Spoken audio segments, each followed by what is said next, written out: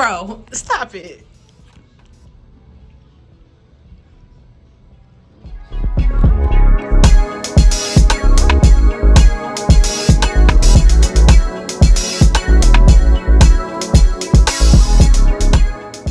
Little ear problems, but I'm not stingy. You never, okay, that's the thing. Say, if your ears are small, that means you're stingy. If you sweat on your nose or your top lip, that means that you're mean. I sweat on my top lip, but I'm not mean. I'm a really nice person. I think so. I hope so.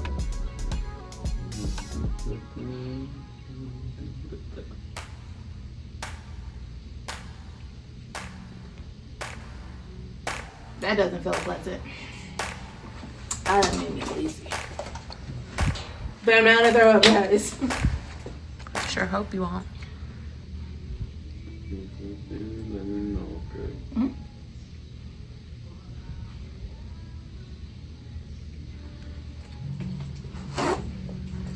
Can I hear something? It felt like my ear popped. Like, it felt like my, I have allergies, so don't do that. But it felt like an air popped in my ear. Have you gotten anybody that talks more than her? But I'm not screaming. That's true. Which is cool. Thank you. I have one word for you. Enrique. Shut up. You're annoying. I'd like to point out you have a lot of blood on that tissue. I know, I saw it. I kind of figured because he looks like that. Oh, no. You and Aubrey in that bleeding. Oh, no. This is my first time, okay? I'm just a girl. I don't like needles. Shut up.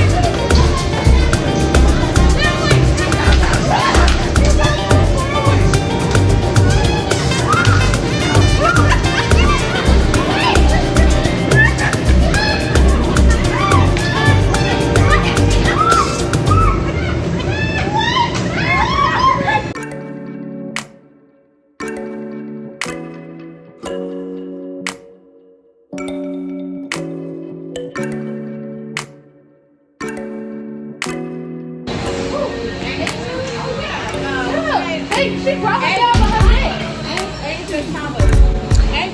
out my face. Yes.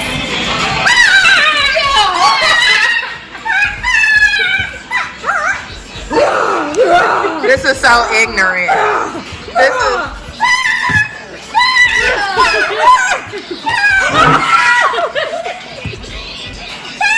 The dragons are out of control. They're out of control. They're losing. Who's gonna win? Which one? Oh. This is giving racism. It's because she's a lefty, ain't it? Oh. Dang. It's because she left-handed. That's why she did that. Your attention, please. I am sleepwalking, and I will not stop until I find my swimming book. She find your what? Hey, you. I smell a partridge. She a bird. Please. Alan, keep her. I love you like the winter is mine.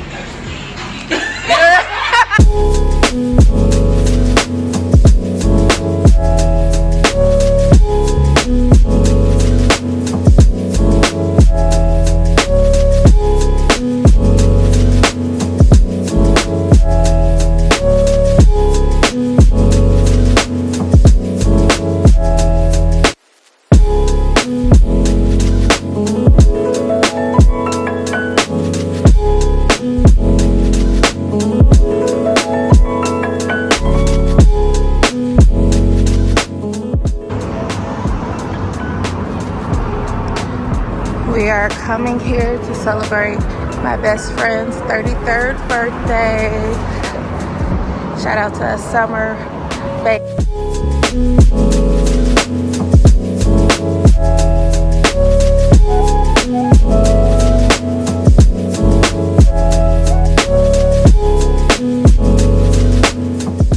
Birthday girl.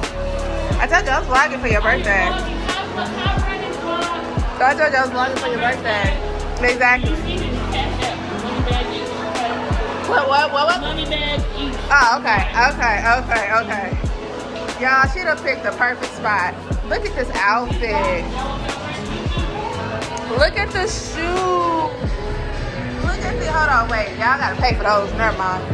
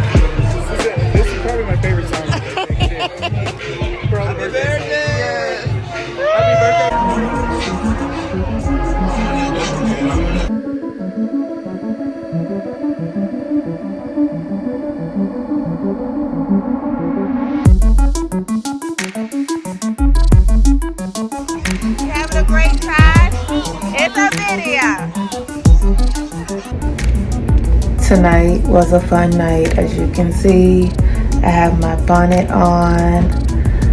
My eyes are hanging low. Take that out. I am exhausted. My social battery is at a -4. But guess what's not? My bank account. And we praise God for that, because the way I made sure to be on top of my budget, Did I go over my budget? Just a tenth? Just a tenth, but it wasn't for me. It was for the birthday girl. So to me, I think it was worth it because it wasn't about me. It was about her. But yeah, she looked gorgeous. I love you, Isha. You looked amazing. I had so much fun.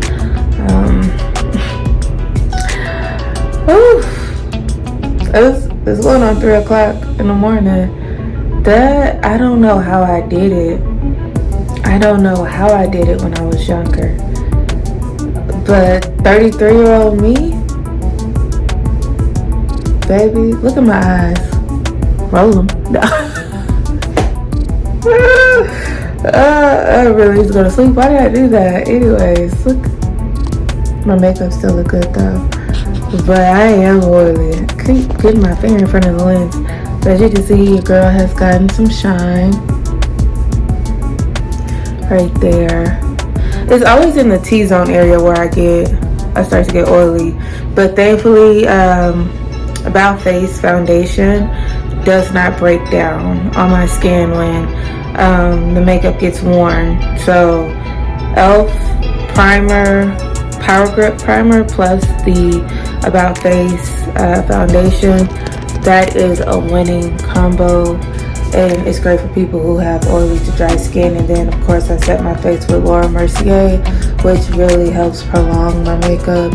Like, I've had this makeup on since I did my makeup at 6:15. I did my makeup at 6:15 this evening, and now it's going on 3 o'clock. That is a pretty long time to have makeup on. And yeah, eyeshadows holding on. I have About Face as the base. Up under it is the eye paint as the base, and then I'm wearing Pat McGrath eyeshadow palette. It's 2 different ones, but it's so beautiful. I think it's like the Mothership Bronze, something like that. Bronze Mother. I don't remember. No, it's the Mothership with the pink and the roses and the pretty lady. That doesn't matter. I need to take my behind bed. I am going to go ahead and wash my face, take a shower, because we don't go to bed with outside dirt on us. I don't drink, so I can't be like, oh, I'm too drunk. Oh, what I don't drink anymore. I am very much sober, so we're about to do what we need to do and then go to bed. I'm already planning on sleeping in, so it doesn't matter. But this was fun, and I will see y'all in the next clip.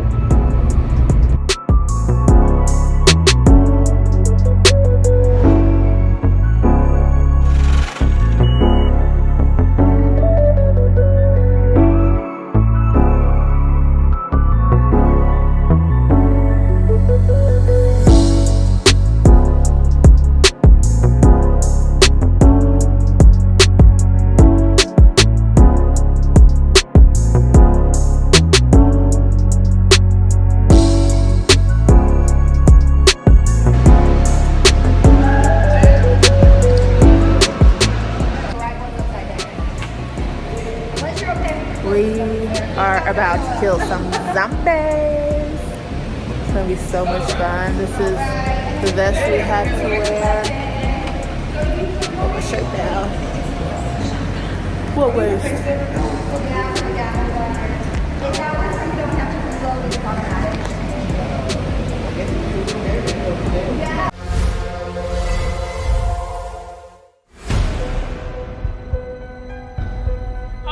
Is y'all voice limit thing still on y'all screen?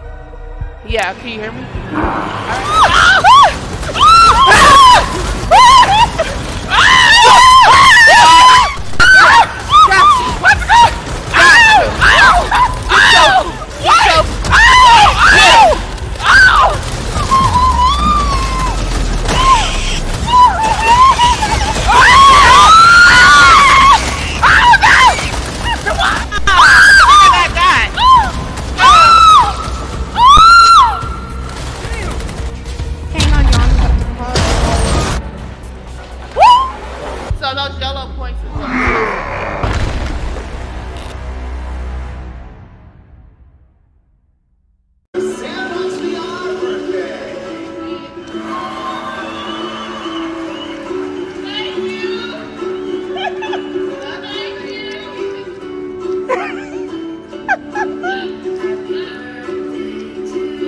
me on the right?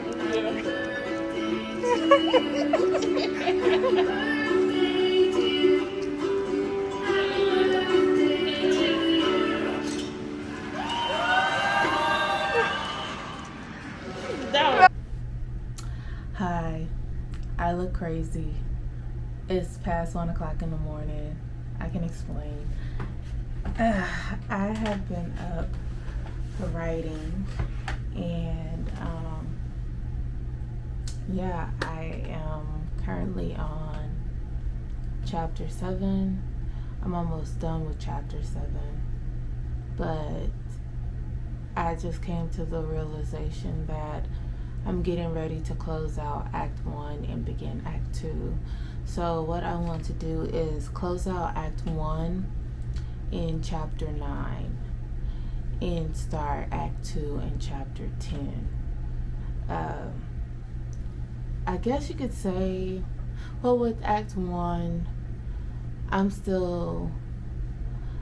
am wrapping up the beginnings with Act 1, which I think that's the point of Act 1. And Act 2 will be more of conflicts, internal conflict, external conflict, plots, things like that. A whole bunch of tension will be in Act 2. And then at the end of Act 2, depending on how long I will extend it, then Act 3 is where we will, get some resolving done with each of the characters. So I'm really excited. I just got through writing, like I said before, chapter 7. Well, you know what? No, I'm not even done with chapter 7. I don't even know what I said. I just got through writing. Not chapter 7. I am so tired. I need to go to sleep. I just got through writing I am finishing up chapter 8. Oh my gosh. And chapter 8 is the funeral. And I have been very stagnant with writing this chapter because I knew that the funeral was going to happen eventually. What I was not, I didn't think that it would put me back to where I was when I lost my granny and when I lost my grandmother, which both were two different experiences. One, I got to see transition, and the other only got the news that she had transitioned. And with one, I was able to be fully immersed with her homegoing. From I got to do my granny's makeup. I just got to see her a lot. And the only thing that I missed was her burial, because I had a fashion show right after the funeral that I ended up leaving early because I had a really bad tension migraine from trying to hold back grief. So I don't recommend trying to work immediately after losing a close loved one. But with my grandmother, I couldn't even sit with losing her. So my grandmother's funeral was on my birthday, which was on a Saturday. Unfortunately, I had pre-planned my birthday in Houston, so I was only able to see her by myself. My oldest brother was with me, and then I had to leave.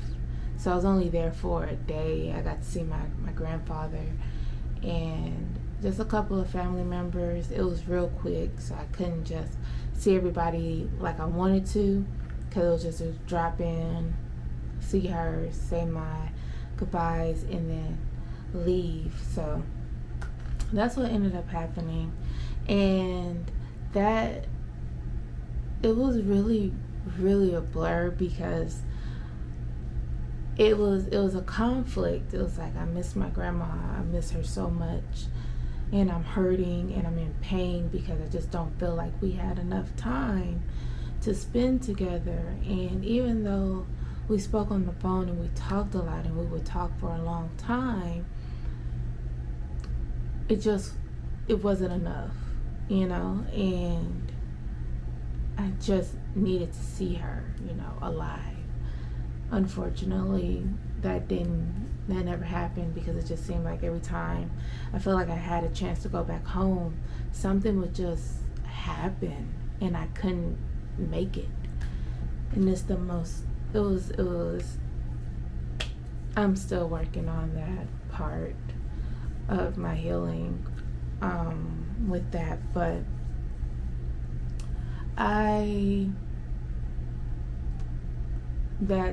that year it was a lot, because in the conflict is that I lost her, but also I'm celebrating for the first time my birthday the way I wanted to celebrate it. And that was with family and people that I just loved. And it was in another city. It wasn't in Dallas, it was in Houston. And I went to new places and I got to eat at new spots, things like that. But I was also like masking how I felt. And thankfully I didn't do what I did when my granny passed, which was going to drinking a whole lot. I did not do that. I didn't drink a lot. I did drink though, but it was just more like smoking, drinking, dancing, clubbing, things like that, eating a lot. I would say with this, this is where I had gotten my heaviest in my weight. So I dealt with my grief through eating a bunch of crap, like a bunch of crap, and just, dealing with it that way before I surrendered to God. So yeah, I didn't expect this chapter to cause me to be in like a rut, but it did. And there is nothing that I can do about it but fight through it. And God gave me the strength. And because I was just like, how can I tell this story in a different lens? Because with a different lens, I mean, because my personal story is different. It's really different, because how I'm writing this character, how I've written the character's grandmother is the complete opposite of my character. I mean, of my grandmother's in my life and how I was. So I don't know. I have no idea. I'm just ready to get through this part. I am enjoying the process of writing this chapter though, because I am able to vicariously live through this character, where I'm like, this is my chance to flip it. What if I was Keziah in her state of mind as an only child who has a mother who was never really emotionally available for unknown reasons, and who was raised by her grandmother part-time, not full-time. Her mom did take care of her, but when her mother had to work, all that stuff as a registered nurse, and then a lead registered nurse. Or we got a charge nurse, I think that's what they're called. Her grandmother stepped in and helped raise her. So it's just those type of things, growing up as an only child, but you grew up with the kids that your granny was also babysitting, and you grew up with your cousins who are twins, things like that. It's just, I really want to show community in this chapter, as well as vulnerability and how it's displayed through each character, but still keeping Keziah in the forefront of everyone, because this is her chapter. I feel like I made Jason secondary in this chapter, which is what I wanted. I really feel like I completed that. I did not want him to have the spotlight. I know in some books that they would probably like put him in this very heroine role during the funeral, where like she catches his eye, they look at each other, and he's like, ooh, he makes my heart skip beats, and my rhythm, the rhythm of my heart changes, things like that. Which is funny, because when I first started thinking about the funeral, which was a while back, that's how I was originally gonna write it, because I was thinking, yeah, that's how romance works, right? And then I don't know what shifted, but it did. I can't even tell you when it shifted, but I was like, nah, I did that. We're not doing that. My lips are dry. Sorry, I can't. And I don't like to lick my lips, because licking your lips doesn't do anything but make your lips ashy and more crusty, because it's saliva and it's not moisturizing.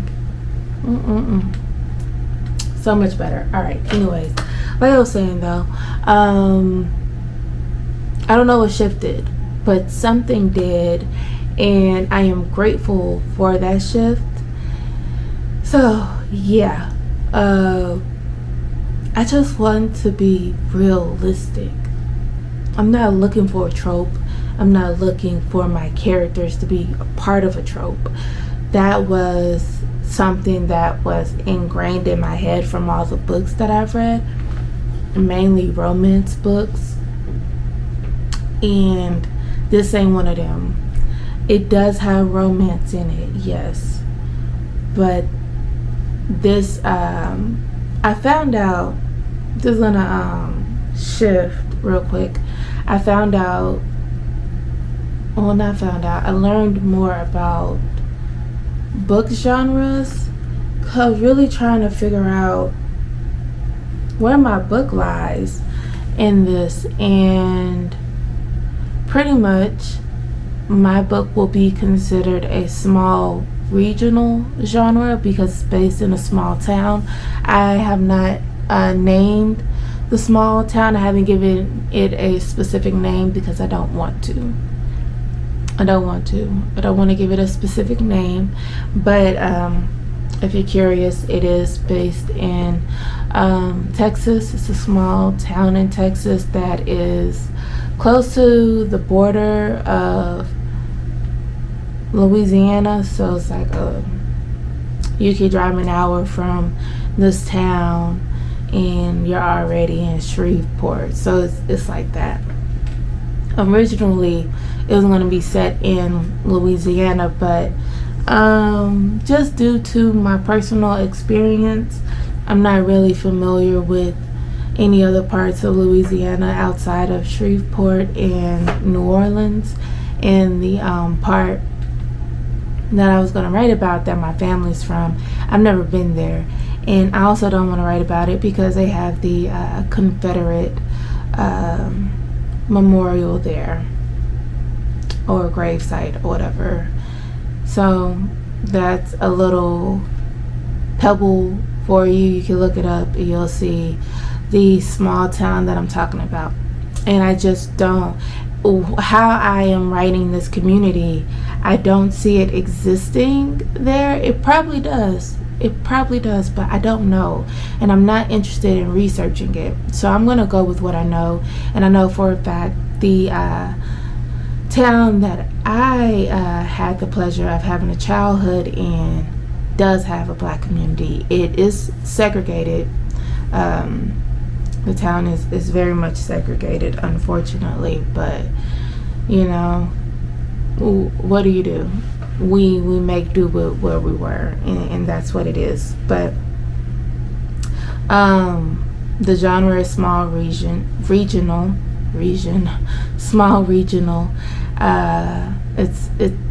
It's honestly not going to be considered a romance book. If you read it, you'll just be like, oh yeah, I do see the romance. It's kind of like what is it? This Could Be Us. It's similar to This Could Be Us type of thing. Like, it is romance. If you want to say it's a romance novel, sure, but it's way more than that. It just so happens to have romance in it, and that's kind of where mine is trading off to. I would say the main genre that you'll probably see my novel in is contemporary fiction and women fiction. I think that's what it's called. And I can't say it's literary fiction because I wouldn't call it that. When I think of literary fiction, I think of James Baldwin, Octavia Butler, Toni Morrison, Zora Neale Hurston. Pretty much all the greats that I could think of at the current moment. Phaedra Patrick. Those are who I would. That's who I think of. I'm thinking of other authors, but they're not coming to mind right now. But yeah, so I can't say mine is literary fiction. I will say, if you want to put in the romance genre, that's fine, but it's going to be in the very, very, very, very low parts of that genre. But yeah, that's where I am. I do plan on my battery about to die. I do plan on doing a writing vlog. Today was my last day of summer school. I actually finished the day early. I finished yesterday on the 7th, but my last day was officially the 8th. I finished everything. Everything is done, turned in, sealed 100% on everything. So I have 2 weeks before I start school on the 26th, so I'm trying to take full advantage. I really want to be in Act 2, like by 2 chapters. So I have a lot of work to do, but I do want to take y'all along with me. I just wanted to put this at the end of the vlog so y'all know what's to come. But yeah, this vlog was everywhere, and I do apologize. I was consumed with a lot and overwhelmed, and I just been really I can't explain it. I just really been in tune with the Holy Spirit, and that means being isolated by myself, and it's been great. It's been awesome, because usually I'm not isolated. I'm always with people, but during this time I had to be by myself, and if I wasn't by myself, I was working in the office. So that was another thing. I was in the office last week at that, and I wasn't about to take my camera in there. I was training somebody anyways. But yeah, this is the end of the vlog.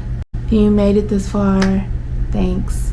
I hope you enjoyed all the activities that I did. I'm sorry that I didn't get to stop and talk to y'all between the activities. I just wanted to do the video recording in the moment. But I am going to try this task that I saw a vlogger talk about, where she says she records and then she edits at the same time. She like does live editing, and I thought that was a great idea because it'll save so much storage on my cameras and just make editing a lot quicker for me. So yeah, I'm gonna try that. But it's been real. I love y'all. I will see y'all in my is it called a writing blog? What we call it? Not in my writing session. I will see y'all in my writing session, where I just pretty much talk my thoughts out and vomit all over y'all with my ideas.